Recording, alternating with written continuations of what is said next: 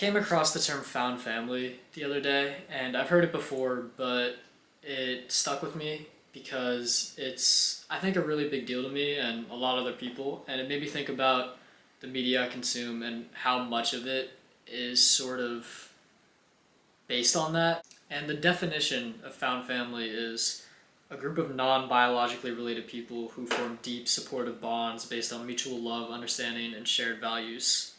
And this made me think of all the cartoons that I love and how they're all based on this.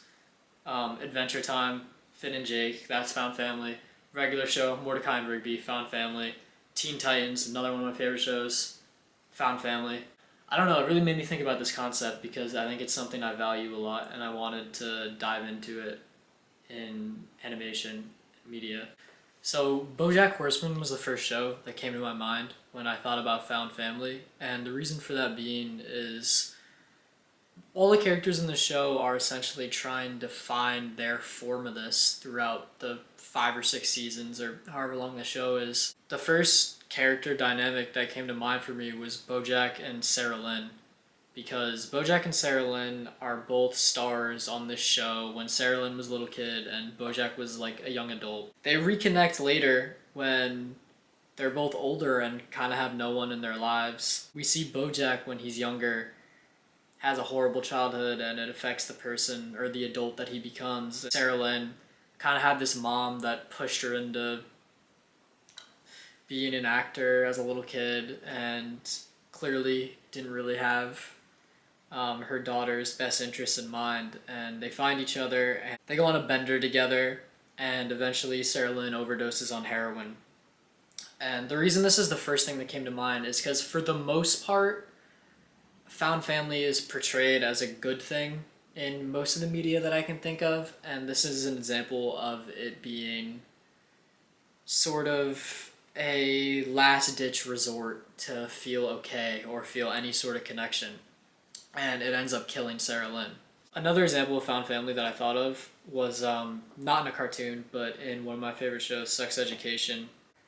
Honestly, I think a better way to phrase it would be Maeve Wiley from Sex Education is one of my favorite characters. Not that that show is one of my favorite shows. But anyway, she is trying to find found family throughout the show, and the whole first couple seasons is kind of her journey to feeling more comfortable doing that. She has this like casual relationship with Jackson at one point and never really like fully opens up. And it takes her a while with Otis too.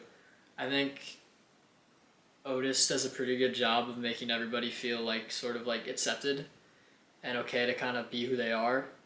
So I think maybe it's a little easier there. I think maybe the best example of this though would be her friendship with Amy. They both care about each other a lot. They both sacrifice things for each other. And the reason Maeve looks for this is because she's been abandoned by her own family. I mean, in a literal physical sense. She lives alone in a trailer, and her brother pops in every once in a while, and her mom also pops in every once in a while, but for the most part it's just her on her own. Adventure Time is a perfect example of this. Finn is the only human in the land of Ooo. He has been completely abandoned by his family and you could argue species. Him and Jake are kind of best friends slash Jake's kind of like an older brother or even kind of like a dad. I think their relationship kind of falls somewhere in between those three. This is an example of it working out and people being able to find other people that they connect with and other people that care for them. And the reason, like I said earlier, that BoJack came to mind at first is because that whole show is examples of that not working out. BoJack's relationship with Princess Carolyn trying to make friends and be in a romantic relationship, Diane, same thing. We learned very early on that Diane hates her family from Boston, and that's the main reason that she moved to LA and basically tried to get away from all the bad memories of her childhood and all the bad memories of young adulthood. Regular Show is the example of this that I can relate to the most by far, I think. I mean, Mordecai, Rigby, and all the guys at the park are a perfect example of found family. The reason I can relate to it the most is because honestly, the people who are the most important in my life, like, are just my homies. Like, they are the ones I talk to the most.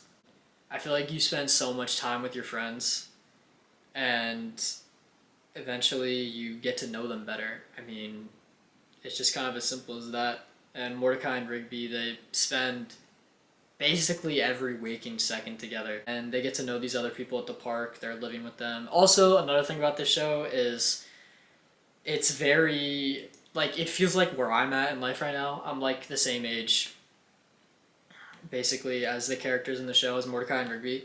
But even when I wasn't the same age, it was really easy to relate to. I mean, the show came out when I was like 4 or 5, I think. One other example of this that I just thought of is Walter White from Breaking Bad. He is not abandoned by his family in any way, shape, or form, at least early on in the show. And he is the one that chooses to seek out connection elsewhere. And the reason for this is just because, kind of by luck, with his son, being disabled and him not really getting along with his wife, he feels the need to get these needs met through dealing meth, and Jesse kind of becomes like his son in his eyes, and he wants Jesse to carry on his legacy the way typically a father would want a son to. But in Walter's case, he can't have his kid dealing meth. It's just not going to happen. And one last thing I was thinking about when making this video is Charlie Brown, because I can't help it. It's one of my favorite series of all time, all the Charlie Brown specials. And the reason I thought about Charlie Brown was because he doesn't really have this. It's a cartoon where he is struggling with depression, he doesn't have a good relationship with his family, and he doesn't really have any found family, friends, relationships that are like super strong. I mean, the only one that I can think of is Linus, which, like, I love their relationship. They're just like homies, you know what I'm saying? But yeah, it made me think about that, and eventually I'll make another probably long form video essay on Charlie Brown, maybe just like how much of a fucking loner he is and stuff. I already made a video essay about it on the channel, but there's so much there, and there's so many specials. And also, I think I'm going to make a video about, I'm supposed to see Marty Supreme tomorrow, which, strangely enough, I worked on that movie as a PA, so that'll be weird to see. Obviously, it was filmed over a year ago now. But yeah, I have a lot of thoughts about that movie, and kind of about the direction that the directors took it, and kind of the form of storytelling that I think the film industry promotes. I personally think it's kind of outdated, but I'm not going to get too much into that now. I'll probably make a video about that after I watch the movie. And yeah, I'm done for now. See ya.